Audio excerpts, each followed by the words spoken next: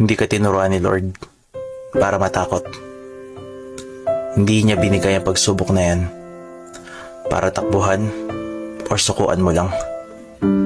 Magtiwala ka ng buong puso sa Panginoon at huwag manalig sa iyong sariling karunungan. May dahilan at plano ang Diyos kung bakit kanya nilagay sa pagsubok na yan. At tandaan mo, hindi ka nag-iisa. Sabi ng Diyos, ako isa sa iyo. Huwag kang matakot. Ako ang iyong Diyos. Hindi ka dapat mangamba. Palalakasin kita at tutulungan, iingatan